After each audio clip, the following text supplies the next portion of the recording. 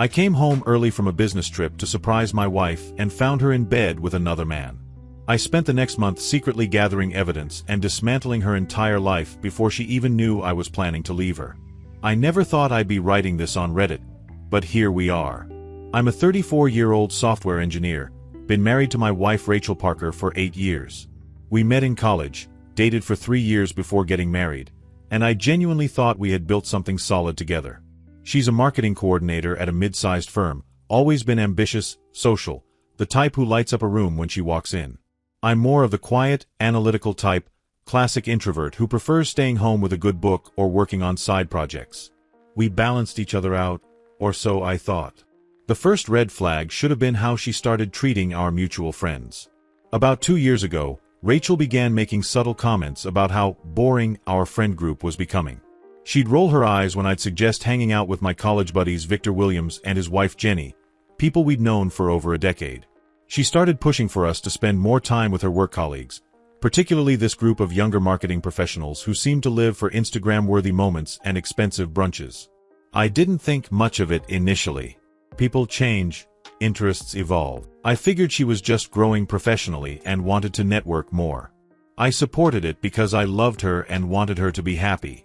Looking back, this was when she started creating distance between us and anyone who might have questioned her behavior later.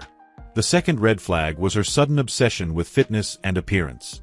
Don't get me wrong, Rachel had always been attractive and health conscious, but around 18 months ago, she became almost manic about it. She joined this expensive boutique gym, started doing these intense workout classes, bought an entirely new wardrobe. She claimed it was for her mental health and professional image. I encouraged it because, again, I wanted to support her goals. But then she started working late more frequently. Marketing campaigns, client dinners, team building events. There was always something. She'd come home at 9 or 10 p.m., sometimes even later, claiming exhaustion. Our conversations became surface level. She'd scroll through her phone during dinner, barely engaging when I tried to talk about work or plan weekend activities. When I suggested we take a vacation together, she'd say she was too busy with important projects. The intimacy died slowly, then all at once. First, it was just tiredness from her new workout routine. Then it was stress from work deadlines. Eventually, she started sleeping in the guest room, claiming my snoring was affecting her sleep quality. I actually went to a sleep specialist to get tested because I was so concerned about disrupting her rest. The doctor found nothing wrong, but Rachel insisted the guest room arrangement was temporary until we could figure out a solution. 3 months ago, I noticed she'd changed her phone passcode. When I casually mentioned it while trying to use her phone to order takeout, she got defensive, saying she needed privacy for work emails and that I should respect her boundaries. Fair enough, I thought. We're both adults, we don't need to monitor each other's phones. But it nagged at me because she'd never been secretive about her phone before. Then came the girls' trips. Rachel had never been the type to take frequent weekend trips without me, but suddenly she was planning monthly getaways with her work friends. Wine country, Vegas, Miami, always somewhere expensive, always with people I barely knew. She'd post a few pictures on social media, but never many, and she'd be oddly vague about the details when she returned. The breaking point came when I decided to surprise her for our 8th wedding anniversary last month. I had been traveling more frequently for work, implementing systems for various clients, usually gone for 5 to 7 days at a time. This particular trip to Austin was supposed to run through Friday, but we finished early. Instead of calling ahead, I decided to fly home Thursday evening and surprise her with dinner reservations at the restaurant where we had our first date. I used my key to enter our house around 8 p.m., expecting to find Rachel watching Netflix or doing one of her evening skincare routines. The house was dimmer than usual, but I could hear music coming from upstairs, something jazzy and sultry that we definitely didn't normally listen to. I figured maybe she was taking a relaxing bath after a long day. I climbed the stairs quietly, planning to surprise her, maybe join her if she was indeed in the bathtub. But as I approached our bedroom, I heard voices. Rachel's laugh, breathy and intimate in a way I hadn't heard in months. And then a man's voice, low and unfamiliar. I stood frozen in the hallway for what felt like hours but was probably only 30 seconds. The bedroom door was slightly open, and through the gap, I could see into our room. Rachel was there with a man I'd never seen before, tall, muscular, probably mid-20s with dark hair and tattoos on his arms. They were on our bed, the one we'd picked out together when we bought the house, under the comforter her grandmother had made for our wedding. I didn't make a sound. I didn't burst in screaming or demand explanations. Instead, I backed away slowly, went downstairs, grabbed my suitcase from where I'd left it by the front door, and walked right back out. I sat in my car for about 10 minutes, hands shaking, trying to process what I just witnessed. The logical part of my brain kicked in pretty quickly. This wasn't a one-time mistake or a moment of weakness. The music, the confidence, the way they were together, this was clearly an established relationship. How long had this been going on? How many business trips had I been on while this was happening in our home? I drove to a hotel downtown and checked in for the night. I didn't call Rachel. I didn't text her. I needed time to think clearly before I did anything that might compromise my position. That night, I barely slept, but I spent hours researching divorce attorneys, asset protection, and evidence gathering. By morning, I had a plan. Over the next 4 weeks, I became a different person. On the surface, I acted completely normal around Rachel. I came home from my business trip on Friday as originally scheduled, kissed her hello, asked about her week. She seemed relaxed, happy even, telling me about work projects and mentioning she did dinner with her friend Claire Nelson from the marketing team. She was a good liar, I'll give her that. But behind the scenes, I was methodically documenting everything. I hired a private investigator, Rajat Kumar, a former police detective who specialized in marital cases. Within a week, he had photos, video footage, and a timeline. Rachel's affair partner was Alex Turner, a personal trainer at her gym. Of course it was. They'd been seeing each other for over 7 months, meeting at his apartment, sometimes at hotels, and yes, frequently at our house when I was traveling. The PI discovered that Rachel had been using our joint credit card to pay for hotel rooms, dinners, even gifts for Alex. She'd been clever about it, spacing out the charges and mixing them in with legitimate expenses, but the evidence was clear when you knew what to look for. While gathering evidence, I also started protecting our assets. I consulted with Rebecca Thompson, one of the top divorce attorneys in the city, who helped me understand exactly what I could and couldn't do legally. I opened a separate bank account and began redirecting my direct deposit there. I moved half of our joint savings to a separate account, which was legally permissible. I made copies of all our financial documents, property deeds, insurance policies, everything. Rachel never noticed. She was too busy living her double life to pay attention to our finances, which had always been my responsibility anyway. She continued her routine, work, gym, late dinners, weekend girls' trips, while I quietly dismantled the life we'd built together. The hardest part wasn't the legal or financial maneuvering. It was maintaining the facade at home.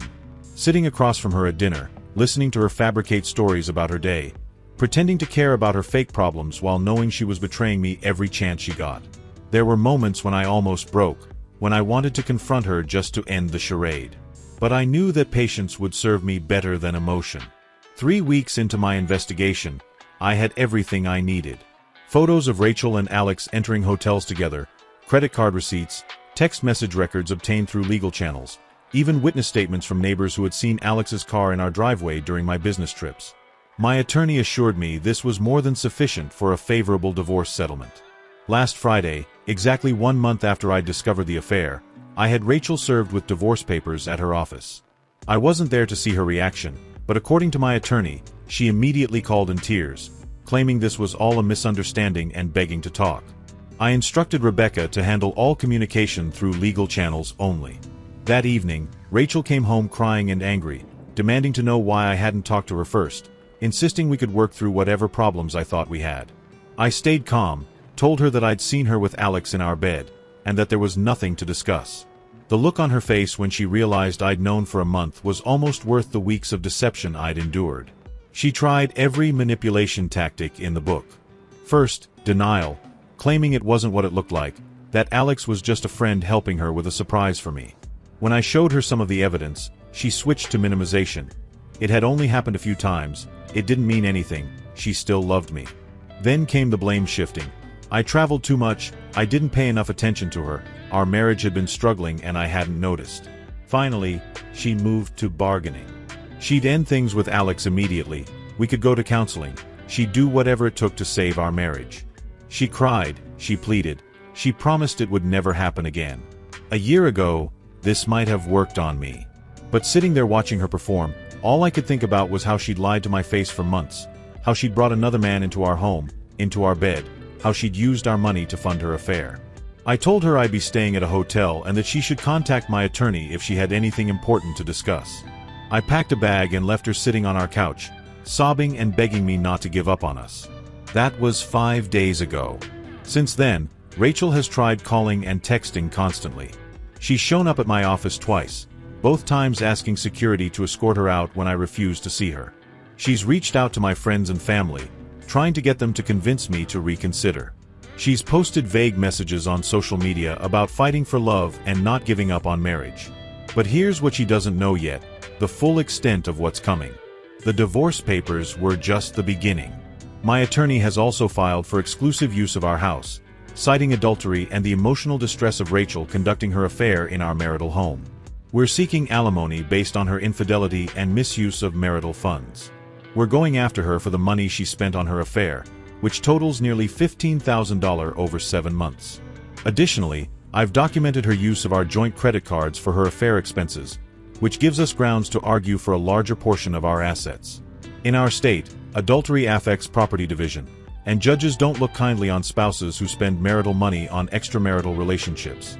Rachel has hired an attorney, Michael Park, but from what I can tell, she's not in a strong position. The evidence against her is overwhelming, and her attorney seems to be pushing for a settlement rather than taking this to trial. My guess is he's told her she'll lose badly if this goes before a judge. Meanwhile, I've been staying at an extended stay hotel downtown, and honestly, I feel better than I have in years. The constant tension of living with someone who was deceiving me is gone. I'm sleeping better, eating better, even started working out again. I've reconnected with old friends like Victor and Jenny, who admitted they'd been worried about me but didn't know how to bring it up. The strangest thing is that I don't feel angry anymore. I was furious for the first few days after I caught her, but now I mostly feel relieved. This marriage had been slowly dying for months, maybe longer, and I've been trying so hard to save it that I couldn't see how miserable we both were. Rachel did me a favor by making the choice for me. I know some people might think I was cold or calculating in how I handled this, that I should have confronted her immediately and tried to work things out. But honestly, the moment I saw her with Alex, I knew our marriage was over. Everything after that was just logistics. I'm not looking for sympathy or advice really. I guess I just needed to tell someone the whole story because it's been eating at me, keeping all of this to myself for a month. My friends and family know about the divorce but not about the investigation or how long I knew before I acted. Sometimes I wonder if I should have handled it differently, been more direct or given her a chance to explain before lawyering up. But then I remember that she had 7 months to end her affair and chose not to. She had dozens of opportunities to come clean and chose to lie instead. She used our money, our home, our marriage as a cover for her relationship with another man. Whatever consequences she faces now, she earned them. The divorce should be finalized in the next few months. I'm already looking at apartments closer to downtown, maybe even considering a job change. For the first time in years, I feel like I can make decisions based purely on what I want rather than trying to accommodate someone who was never truly committed to our partnership anyway. I don't know what Rachel's future looks like, and honestly, I don't care. I heard through mutual friends that Alex broke things off with her once the divorce went public. Apparently, he was more interested in the excitement of an affair than the reality of a relationship with a divorced woman. She's been staying with her parents, and from what I understand, they're not thrilled about the situation either. Anyway, that's my story. Thanks for reading if you made it this far. Sometimes you need to tell strangers on the internet what you can't say to people in your real life. Update, 3 months later. I wasn't planning to update this, but several people have been messaging me asking what happened. And honestly, the last few months have been wild enough that I figured I'd share for anyone who's going through something similar. First, the divorce stuff. It's officially finalized as of 2 weeks ago. Rachel's attorney pushed hard for mediation, and I think once she saw all the evidence we had, she realized fighting it would only make things worse for her. The settlement was pretty much everything my attorney had predicted. I kept the house, the majority of our savings, and my retirement accounts. Rachel got her car, some personal items, and had to pay back the $15,000 she spent on her affair, which she's doing through monthly payments since she couldn't come up with it all at once. The judge was not sympathetic to her situation. During the final hearing, when Rachel's attorney tried to argue that the affair was a symptom of marital problems rather than the cause of them, Judge Helen Wells basically shut him down. She said that regardless of any underlying issues, using marital funds to conduct an extramarital affair showed a fundamental breach of fiduciary duty to the marriage. Rachel had to sit there and listen to a judge essentially call her a thief and a cheater in legal terms. But here's where it gets interesting, and why I decided to write this update. About 6 weeks ago, Rachel started what I can only describe as a full court press to get me back. It started with emails. Long, rambling messages about how she'd been going to therapy, how she understood now what she'd done wrong, how she was a different person who had learned from her mistakes. I didn't respond to any of them, which apparently escalated her efforts. She showed up at my gym one morning at 6 a.m. How she knew I'd started going there, I have no idea, but she was waiting by my car when I came out. She looked terrible, like she'd lost weight, wasn't sleeping, definitely wasn't keeping up with the whole fitness routine that had been so important during her affair. She started crying the moment she saw me, begging me to just give her 5 minutes to explain. I told her that anything she needed to say could go through our attorneys, got in my car, and left. But she kept showing up places. My office building, the coffee shop I go to on Saturday mornings, even at Victor and Jenny's house during a barbecue they were hosting. That last one really pissed me off because she was inserting herself into my friend group and making everyone uncomfortable. After the barbecue incident, I had my attorney send her a cease and desist letter. The harassment stopped for about 2 weeks, and then she tried a different approach.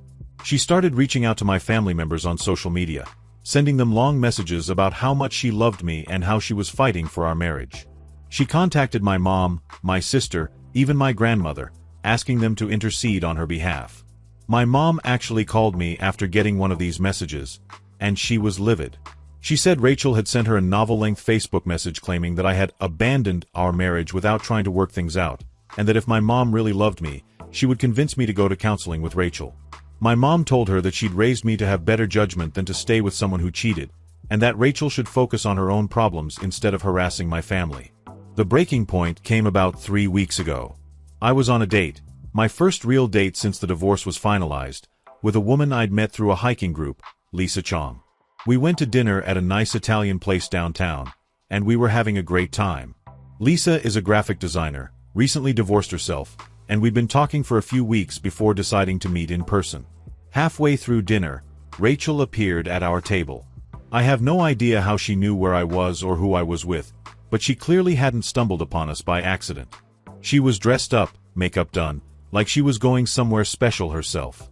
She looked at Lisa, then at me, and said, "We need to talk. This is important." I was mortified. Lisa looked confused and uncomfortable. I stood up and told Rachel that she needed to leave immediately, that I was going to call the police if she didn't. Rachel started crying right there in the restaurant, saying she couldn't believe I was giving up on 8 years of marriage for some random woman I just met.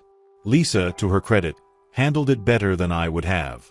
She calmly told Rachel that she was being inappropriate and that this wasn't the time or place for whatever conversation she thought she needed to have. Then she suggested maybe it would be better if we finished our evening another time. Rachel actually looked pleased, like she'd accomplished what she came to do. I walked Lisa to her car and apologized profusely. She was understanding about it, said she'd been through her own messy divorce and knew how crazy ex-spouses could get, but I could tell the evening was ruined. We've texted since then, but we haven't made plans for another date. I don't blame her. Who wants to date someone whose ex-wife stalks them to restaurants? The next day, I called my attorney and told her what happened. Rebecca said we could pursue a restraining order based on the pattern of harassment, but that it might be more effective to have a direct conversation with Rachel's attorney first. She reached out to Michael Park, and apparently, he was mortified when he heard what Rachel had been doing. He told Rebecca that he'd been advising Rachel to move on and focus on rebuilding her life, not trying to win me back. It turns out Rachel hadn't told her attorney about any of the stalking behavior. He thought she was handling the divorce reasonably well and focusing on her future. When he found out she'd been showing up at my work, contacting my family, and following me on dates, he apparently read her the riot act about how this kind of behavior could result in criminal charges and would definitely violate the terms of our divorce settlement. Within 24 hours of that conversation, Rachel sent me one final email. It was shorter than her previous messages, and the tone was completely different. She apologized for overstepping boundaries in her attempts to reconcile, acknowledged that her behavior had been inappropriate, and said she would respect my desire for no contact going forward. She ended by saying she still believed we could have worked things out if I'd been willing to try, but she understood that ship had sailed. I haven't heard from her since then, and it's been almost 3 weeks now. My attorney thinks her lawyer probably explained exactly what kind of legal trouble she could find herself in if she continued the harassment, and that she finally understood she was only making things worse for herself. From what I've heard through the grapevine, Rachel's life hasn't exactly improved since our divorce. She's still living with her parents, which at 32 years old has to be humiliating. She lost her job at the marketing firm about a month after our divorce was finalized, officially for performance issues, but I suspect the drama and distraction of our divorce proceedings probably affected her work. Her relationship with Alex, the trainer, ended badly. Apparently, he started seeing someone else while Rachel was still trying to get me back, and she found out through social media. She's working part-time at a boutique now, making probably a quarter of what she used to make. She had to sell her car to help pay back the money she owed me, so she's driving her mom's old Honda. Her social media presence, which used to be all glamorous workout photos and expensive restaurant meals, has basically disappeared. I don't take any pleasure in her struggles, but I also don't feel sorry for her. She made choices that led to consequences, and now she's living with them. I spent months agonizing over whether I was being too harsh, whether I should have tried harder to save our marriage, whether love meant fighting for someone even after they betrayed you. But I've realized that what Rachel wanted wasn't really reconciliation. It was absolution. She wanted me to forgive her so she could go back to feeling good about herself, not because she genuinely wanted to rebuild our relationship. If she had truly understood the depth of what she'd done and been committed to earning back trust, she would have given me space to heal instead of harassing me and my family. As for me, things are going really well. I bought a condo downtown, closer to work and with a great view of the city skyline. I've been traveling more, both for work and for fun. I took a solo trip to Iceland last month, something I'd always wanted to do but Rachel had no interest in. I've been hiking more, reading more, even started learning to cook properly instead of just ordering takeout all the time. I'm not actively dating yet, though I've been open to meeting people. The situation with Lisa made me realize I should probably wait until I'm completely sure Rachel has moved on before I get serious about anyone else. I don't want to subject another person to that kind of drama. The most surprising thing has been how much better I feel about myself. I didn't realize how much energy I'd been spending trying to make a broken relationship work. Rachel's constant criticism, her emotional distance, the way she made me feel like I was never quite enough. I'd internalized all of that as truth about who I was. Now I'm remembering what it feels like to be confident in my own judgment, to trust my instincts, to prioritize my own happiness. My friends have all commented on the change. Victor said I seem lighter than I have in years. My sister told me she'd been worried about me during the last year of my marriage but hadn't known how to bring it up without seeming like she was interfering. Even my coworkers have noticed. I've been more engaged in projects, more creative in my problem solving, just generally more present. I think the biggest lesson I've learned is that sometimes loving someone means accepting that they're not capable of loving you back in the way you deserve. I spent so much energy trying to understand why Rachel cheated, what I could have done differently, how I could have been a better husband. But the truth is, people who are capable of conducting 7-month affairs while lying to their spouse's face every single day have something fundamentally broken in their moral compass. That doesn't mean Rachel is evil or irredeemable, but it does mean she's not capable of being a good partner, at least not without some serious personal work that she's shown no interest in doing. Her attempts to get me back were all focused on what she wanted, how she felt, what she needed from me to feel better about herself. Even her apology emails were mostly about her guilt and her desire for forgiveness, not about the impact her actions had on me. So that's where things stand now. Divorce finalized, harassment stopped, new life well underway. I know some people reading my original post thought I was too cold or calculating in how I handled the discovery of Rachel's affair. But honestly, the fact that I was able to think clearly and protect myself legally and financially during one of the worst experiences of my life is something I'm proud of, not ashamed of. I'm not saying my way is the right way for everyone. Some people might want to try counseling, might believe in second chances after infidelity, might be willing to do the hard work of rebuilding trust. But for me, the betrayal was too complete, the deception too thorough, and Rachel's response too self-serving for me to believe we could have ever built something healthy from those ashes. I'm 34 years old, financially stable, and finally free from a relationship that had been slowly suffocating me for years. I'm not bitter about the time I lost or the trust that was broken. I'm grateful that I found out when I did and that I had the strength to act in my own best interest instead of falling for manipulation and false promises. For anyone going through something similar, my advice is simple. Trust your instincts, protect yourself legally and financially, and don't let anyone convince you that forgiveness means accepting unacceptable behavior. Sometimes the most loving thing you can do for yourself is to walk away from someone who doesn't know how to love you properly.